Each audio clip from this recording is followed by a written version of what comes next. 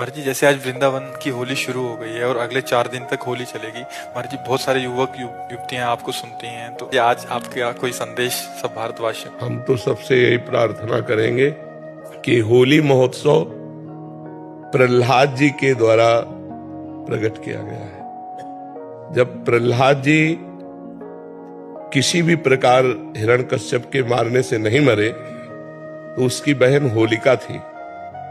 वो हिरण्यकश्यप को उदास देखा, उसने कहा भैया उदास क्यों हो? तो उनका ये प्रहलाद मर नहीं रहा, तो उनका आज मर जाएगा।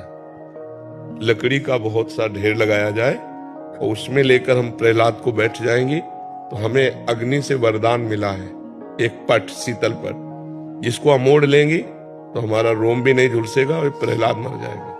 बड़ा प्रसन्न हुआ हिरण्यकश्यप। आग लगा दी गई, तो भगवान की कृपा से ऐसी वायु चली कि शीतल पट प्रहलाद जी के ऊपर आ गया और वो जलकर राख हो गई।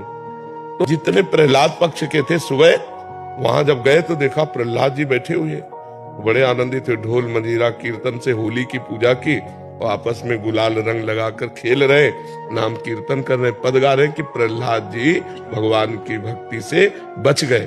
तो ये उत्सव मनाया जा रहा है। ये लोग जो शराब पीते हैं, गंदे हरकतें करते हैं, एक दूसरे के चेहरे पर कालिक पोतते हैं, नालियों में ये हिरण्यकश्यप पक्ष के हैं। अब वो भी तो उत्सव मनावे, कैसे मनावे? तो वो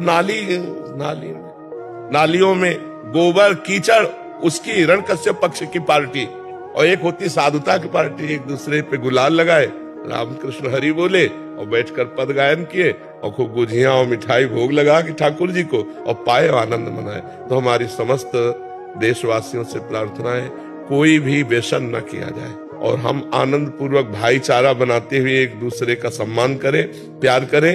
जो हमसे दुश्मनी मानते हैं, होली के दिन हम उनके भी घर जाएं और उनके गुलाल लगावें और उनसे प्यार करें। हमारा एक भी दुश्मन विश्व में ना हो, यही सबसे बड़ी हमारी प्रार्थना है। हमारे आचरण पवित्र हो, हमारा व्यवहार पवित्र हो, हमारा चिंतन पवित्र हो, तो होली सार्थक है। सबसे पहली बात है कि शराब न पिए, जो शराब पीते हैं होली उत्सव में स्वाहा कर दें। और दूसरी खास बात है, मांस न खाएं, क्योंकि आप भले जीव हत्या नहीं करते, लेकिन आप हिस्सेदार हुए, क्योंकि आप खरीद के लाते हो और खाते हो, तो आप हिंसक ही माने जाओगे। तीसरी बात, किसी माता बहन की तरफ गंदी दृष्टि मत देखो, जैसे तुम्हारी बहन ऐसे दूसरे की बहन। तो आप पवित्र ब्रह्मचर्य रहिए और जो अपनी पत्नी है उसी पे अनुराग कीजिए। ये 3 बातें छोड़ने की कोशिश कीजिए: शराब, मानुष, व्यभिचार।